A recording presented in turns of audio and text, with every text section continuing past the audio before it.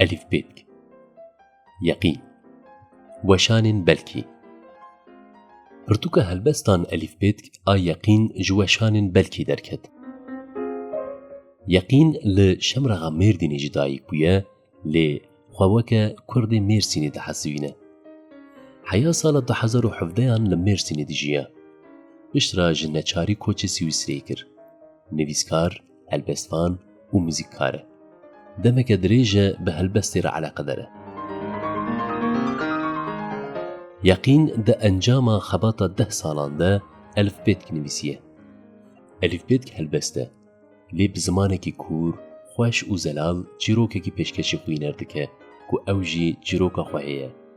Elif Bêtk bi xweha sibehê dest pê dike.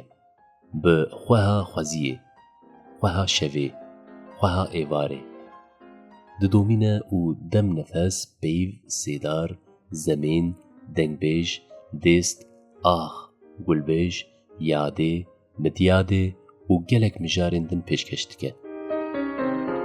Sibeha te bi xêr xwehê, xweha xewa sibehê. Hê tibatek heye ji sibehê re.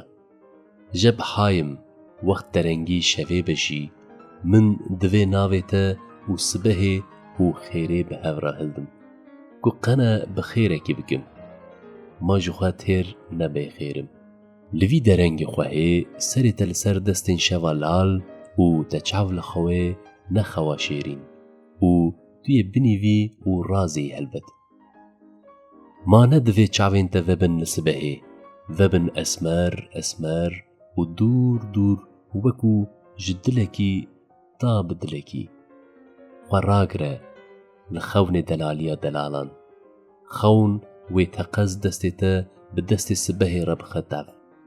Xwe ragire û bi ser kevna xwe ya dêrîn vebe. Tu binive.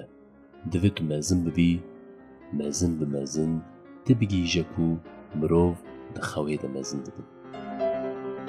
Hê ji helbesta destpêkê mirov pê dihese ku nivîskar xwe gelek bi vê berhemê şandiye û li ser her peyvek hevokekî xwîdan rejandiye.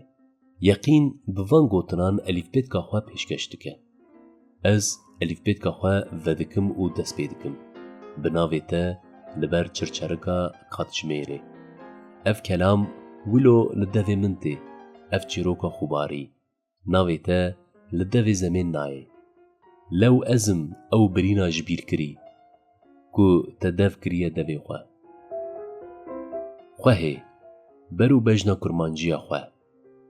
Vebêj guherî, lê dev na. Dev ma nola xwe. Vebêje ku te zilindir bi dêv da li ser çimkê darebûyê. Vavêca heçhecikê dest bi xwendinê kir. Xwendina guhertoyê. Ku wê guherto jî wekû lewheyê û çîrokê bi devê te bête vegotin. Li atlasa hevrîşim, dev û lêv tê didin ber çerx û dûzanê bi kurmancî. Tu û kurmancî du dil. Du dil dibêjim, wekû du hevalên ayetê bêtin zar lê bi devekî.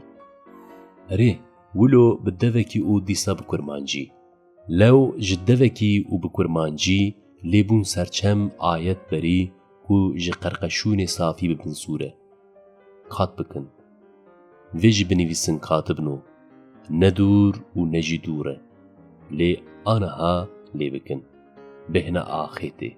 Safî safî bêhne rewayê.